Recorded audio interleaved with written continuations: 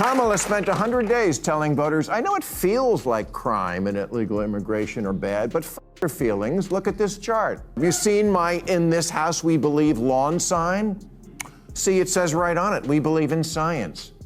Right, which is why you demanded no one even debate whether COVID could have escaped from the one lab in the one city where they were studying it. How far-fetched. So recently we dropped a video where we exposed how Maher, yeah, the same diehard lefty, absolutely went to town on his own presidential pick, Kamala Harris. But what we didn't touch on was the juicy backstory behind this whole circus. Well, lucky for you, that's exactly what we're diving into today. Why did Bill Maher suddenly decide to roast someone he actually voted for and, hold on to your hats, throw some love Trump's way? Oh, and if you haven't subscribed yet, what are you waiting for? Smash that button so you never miss an upload. All right, enough teasing, let's get into it. Harris would be the first woman president, first black woman president, and first Asian president. But I don't vote for who will be the first. I vote for who will win. And for whatever reason, Harris has never been popular. You can count the number of delegates she won in the 2020 primaries on one hand, as long as that hand has no fingers. The first and most painfully obvious reason Maher couldn't bring himself to vote for Kamala Harris? She was about as popular as a root canal, and not just with conservatives. Even her own party wanted nothing to do with her. But did that stop her campaign team from trying to shove her down the public's throat like the latest cringy TikTok trend? Of course not. They rolled out every celebrity they could find. Mindy Kaling, Meghan Markle, Lizzo, hoping that their star power would somehow magically make Kamala likable. They staged influencer collabs, awkward cooking segments, and even had her dancing on camera, like that was going to be the secret sauce to winning elections. Maher, being the Maher we know and love, saw right through it and threw in his trademark jab. Yeah, because what voters really want is a VP with good TikTok moves. Now, some people keep pushing the idea that Kamala's unpopularity was because she only had a few months to campaign, as if that's the only thing standing between her and universal love. Please. That excuse is as weak as her approval ratings. The real deal? Even if Joe Biden himself had run, he would have hit the same wall hard, because the Democrats' policies were about as appealing as a warm glass of expired milk. Let's talk about their relentless push for EV mandates, forcing Americans to ditch their gas-powered cars whether they wanted to or not. Turns out, not everyone is stoked about paying Tesla prices just to look like a good person at a stoplight. And let's not forget their soft-on-crime stance, where shoplifters could stroll out of stores like they were on supermarket sweep. Shockingly, voters weren't exactly thrilled about skyrocketing car prices and criminals getting a free pass. Who could have predicted that? But hey, that's not the only reason Maher couldn't bring himself to vote for Kamala. Another reason he cited? Her sheer incompetence. In 3 years as vice president, she's been quieter than an electric car. Sometimes life isn't fair. It's not fair that she's not popular. She's intelligent and accomplished, and in fact was put in charge of the border. And look at how... Okay, bad example. Aside from being spectacularly unpopular, Kamala Harris also earned Bill Maher's ire for being shockingly incompetent. And honestly, who could argue with that? She was handed one of the biggest responsibilities of the administration, the border crisis, and well, we all saw how that turned out. Instead of tackling the issue head-on, she treated it like an annoying group project and barely showed up. When she did finally make the trip to the border, after months of being hounded about it, it felt more like a PR stunt than actual leadership. Her grand strategy? Delivering vague speeches about root causes and taking half-hearted diplomatic trips where she basically told migrants, "Do not come."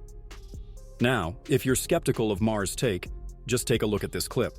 What I was asking was it a mistake to kind of allow that flood to happen in the first place? I think the policies that we have been proposing are about fixing a problem, not promoting a problem. Meanwhile, illegal crossings exploded, cities were completely overwhelmed, and the rest of us were left scratching our heads, wondering if our so-called border czar even knew where the border was. Every time she was pressed on the issue, she served up one incoherent word salad after another. So much filler, so little substance. It was like watching a student trying to hit a word count on an essay they didn't study for. The border crisis wasn't just a policy failure. It was a glimpse into what America could expect if Kamala ever got full control of the country. And let's just say she didn't exactly pass with flying colors. Instead of tackling the problem head-on, she treated it like an annoying inconvenience, dodging responsibility and hoping no one would notice. But people did notice, including Bill Maher, who, despite being a liberal, couldn't ignore the absolute mess she left behind. The third reason Maher took Kamala Harris to the cleaners: her dishonesty. Watch as this CNN journalist completely picks apart Kamala's lies. Under Donald Trump, you criticized the wall more than 50 times. You called it stupid, useless, and a medieval vanity project. Is a border wall stupid? Well, let's talk about Donald Trump and that border wall. So remember, Donald Trump said Mexico would pay for it? Come on, they didn't. How much of that wall did he build? I think the last number I saw is about 2%. To fix the problem, you're doing this compromise bill. It does call for $650 million that was earmarked under Trump to actually still go to build the wall. I'm not afraid of good ideas where they occur, Anderson. So you don't think it's stupid anymore? I think what he did and how he did it did not make much sense, because he actually didn't do much of anything. We just talked about it. He didn't actually do much of anything. But you do want to build some wall. Kamala Harris was all about slamming Trump's border wall until, well, she wasn't. During her 2019 campaign, she trashed it as a medieval vanity project, a total waste of taxpayer money. She even voted against funding it in the Senate, making her opposition crystal clear. But fast forward to 2023, and what do we see? The Biden administration quietly approving new border wall construction in Texas. Shocker, right? Turns out the border crisis wasn't going to fix itself. When Harris was confronted about this massive flip-flop, she did what she does best: deflect and deny. Enter Anderson Cooper, who actually called her out during an interview. When he pointed out that the administration was literally building more wall, Harris boldly responded, "No, we're not." Cooper, probably suppressing an eye roll, had to remind her that the Department of Homeland Security had already confirmed the project. That moment? Peak Harris, caught in a lie, dodging reality and hoping no one would notice. But Maher and plenty of Americans weren't buying it. The fourth reason Maher decided to roast his own presidential candidate? The stale policies. What a shocker that the people who see everything through the lens of race and see their election loss as a result of racism and sexism. Kamala spent 100 days telling voters, I know it feels like crime and illegal immigration are bad, but feelings, look at this chart. Have you seen my "In this house we believe" lawn sign? See, it says right on it, we believe in science. Right, which is why you demanded no one even debate whether COVID could have escaped from the one lab in the one city where they were studying it. How far-fetched. The left came out with some of the most mind-numbingly absurd policies. So absurd, in fact, that even hardcore liberals like Bill Maher had to stop and say, wait, what? It was like a competition to see who could push the most ridiculous idea and still keep a straight face. Take the whole biological men dominating women's sports debacle. Suddenly, decades of hard work for female athletes meant squat, because feelings took priority over fairness. Women spent their lives training for a shot at victory, only to be overtaken by someone with a biological advantage. And if you dared to speak out about it, well, you were labeled a bigot. Then there was the hilarious contradiction of LGBTQ activists rocking "Queers for Palestine" shirts, backing a group that, spoiler alert, doesn't exactly have their backs. Nothing says progressive like supporting a cause that would literally outlaw your existence. Maher, ever the realist, couldn't help but point out the absurdity. The final reason Maher decided to roast Kamala? Her signature word salad. Every time Kamala got cornered, she'd throw out a word salad like it was her go-to escape strategy. Take a look at this. I think it's very important, as you have heard from so many incredible leaders, for us at every moment in time, and certainly this one, to see the moment in time in which we exist and are present, and to be able to contextualize it, to understand where we exist in the history and in the moment as it relates not only to the past but the future. The final reason Bill Maher went in on Kamala Harris was her infamous word salad. Every time she got cornered, whether it was about policy, leadership, or just basic geography, she'd start stringing words together like a glitchy AI bot. It was like shaking a magic 8-ball and hoping for a clear answer. Picture Kamala as president, delivering an important speech on the world stage, and no one understanding a single word. Diplomats would exchange confused glances while our allies would be wondering if they'd missed the translation. Meanwhile, our enemies? Oh, they'd love it. Nothing screams strong leadership like a commander-in-chief whose sentences sound like a kindergarten story time gone off the rails. Maher, like the rest of us, saw the potential disaster unfolding in real time. If she couldn't put together a coherent thought under mild pressure, how would she handle a real crisis? Spoiler, she wouldn't. She'd just word salad her way through it. At that point, even her staff had to be playing Kamala bingo, checking off every time she repeated a phrase. Meanwhile, world leaders like Putin and Xi Jinping would be sitting back, laughing their heads off, knowing America's leadership had turned into a bad comedy sketch. Should Kamala Harris run for California governor in 2026 after polls show her leading? I'm going to give that a big no. She's had her chance several times. She should run far, far away. Yeah, I think Kamala Harris would make a great president of a university. Sadly for Kamala Harris, even Bill Maher doesn't think she's fit to run for anything. Not even governor of California, where Democrats practically hold the keys to the state. Maher didn't just question her chances, he straight up roasted them. He shredded her rumored ambitions to pieces, making it crystal clear that if she couldn't even handle the role of VP, where the main job is essentially just showing up, then running the nation's most dysfunctional state was way out of her league. Let's be real, California is already a mess, with soaring crime rates, an out-of-control homelessness crisis, and businesses fleeing faster than Kamala dodges tough questions. Does anyone seriously think she could fix it? More likely, she'd respond to every issue with another incoherent word salad while the state continued to burn down around her. Maher, a lifelong Californian, knows better than anyone that the state needs real help, not another politician who talks in circles and accomplishes nothing. Even he wasn't buying what Kamala was selling. And speaking of roasting Kamala, comedian and actor Rob Schneider also had some words for her. According to him, nobody voted for Harris during the primaries. She was just handed the job.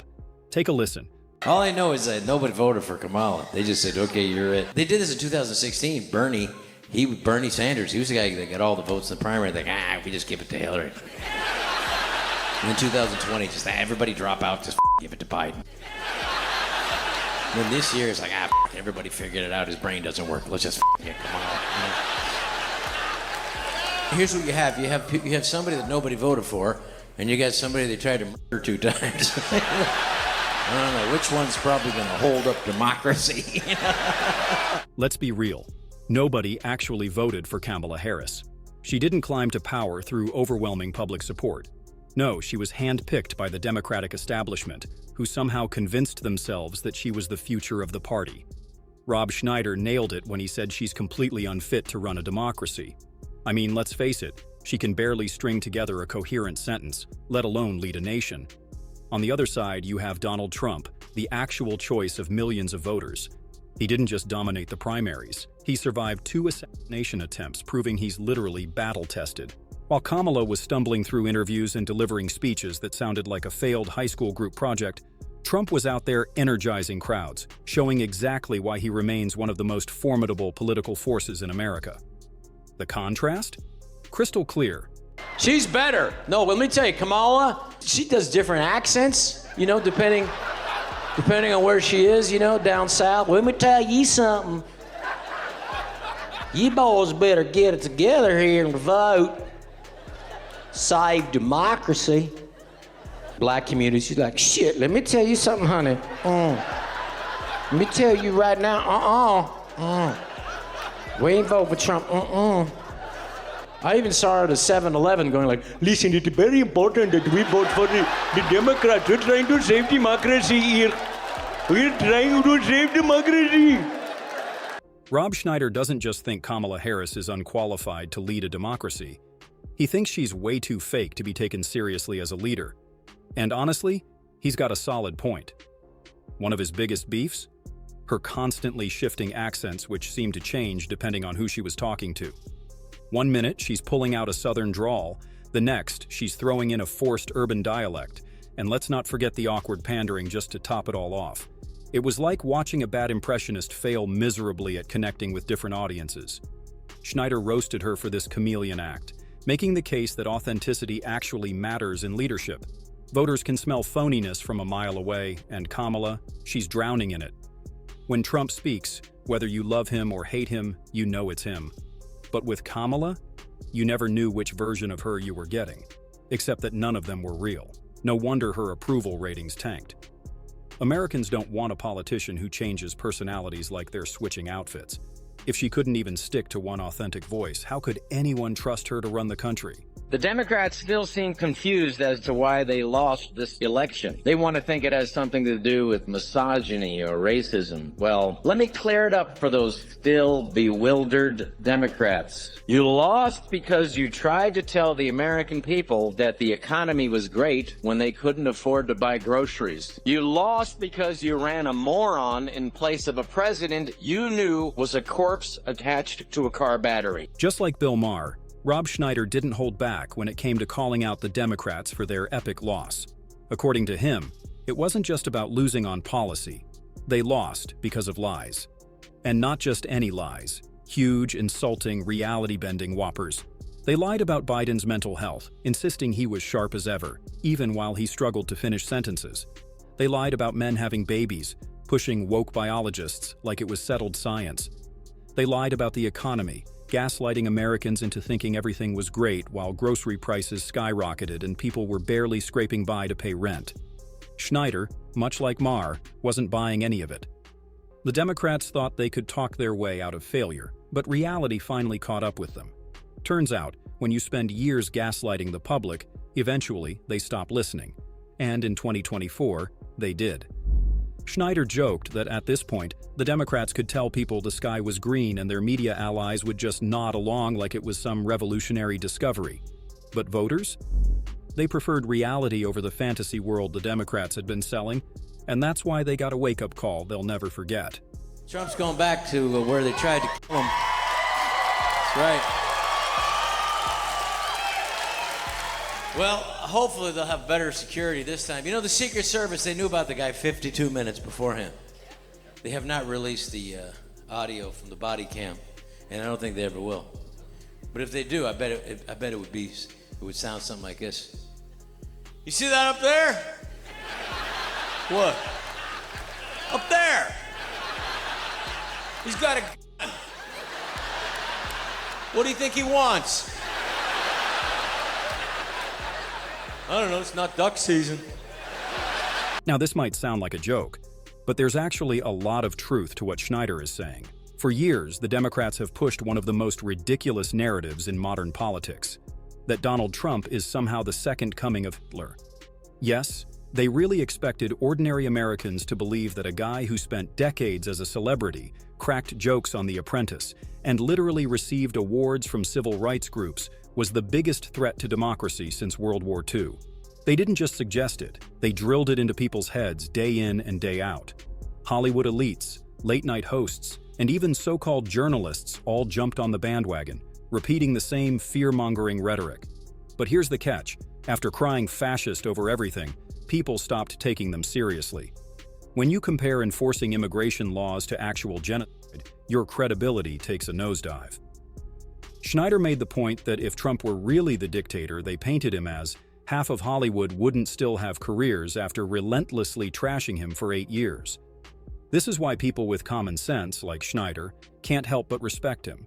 Because the guy tells it like it is, even when he's calling out the misinformed. The woman that you're supporting, Kamala Harris, and her running mate Wall's paper, they said that the free speech, they describe it as a privilege. Now, this is either they're constitutionally ignorant or they're knowingly false, because it is a guaranteed First Amendment right for all Americans. It is not a privilege like a driver's license. When you are born in America, you have the right to speak your mind, and it isn't the nice stuff that needs protecting. It's the stuff that everybody disagrees with. And it's the stuff that maybe is not nice, but that needs to be protecting too, because if someone's going to decide what free speech that you say and what I say, if it's going to be the government, they're always going to do what's best for the government. So we need to protect all speech. Rob Schneider didn't just debate. He schooled this Harris supporter on what free speech actually means. See, according to the left, free speech somehow morphed from being a fundamental right to a privilege, one that only applied if you were parroting their talking points. Say something they didn't like, canceled. Question their narrative, misinformation. And who could forget the legendary Twitter war that exposed it all? You remember it, right? The one where left-wing elites had a meltdown the moment they realized they couldn't control the narrative anymore. Their censorship empire was crumbling, and in walks Elon Musk, buying the whole platform just to restore free speech. The meltdown that followed was glorious. Rob, like so many Americans, saw it for what it really was, a clear sign that the left didn't want debate, they wanted control. And when they lost that control, they completely lost their minds. Look what happened in LA. The chief of the fire department, she put this out on her website for the LA Fire Department. A gay man asked her, would you be able to carry my husband out in case of a fire? And she said, well, if I have to carry your husband out, he got himself in a bad spot. See, that's precisely the point why he needs to get rescued. You don't want a fireman coming over going, yeah, fire department's here. All right, hope you're not in a bad spot, you're dead. What's not to love about Rob Schneider and Bill Maher? These two straight up speak their minds. No sugarcoating, no walking on eggshells, just truth bombs left and right. In a time when politicians and media elites are constantly bending over backward to avoid offending anyone, Rob and Maher cut through the nonsense like a hot knife through butter. Schneider isn't afraid to call out hypocrisy, whether it's the left's obsession with censorship or their bizarre flip-flopping on basic reality. Maher, even with his liberal roots, isn't shy about torching his own side when they've gone completely off the rails. And let's be honest, they have. Together, they represent something rare in Hollywood and politics, people who think for themselves. In a world full of scripted narratives, that kind of authenticity is a breath of fresh air. Rob Schneider and Bill Maher remind us that honesty still has a place. They've been calling out the left's hypocrisy, from Kamala's incompetence to the Democrats' endless lies. Whether it's free speech, fake narratives, or failed policies, they aren't afraid to speak the truth. And in today's world, that's exactly what we need. So, that's it for today's video. If you liked it, hit that like button and subscribe to the channel for more. Thanks for watching, and we'll see you in the next one.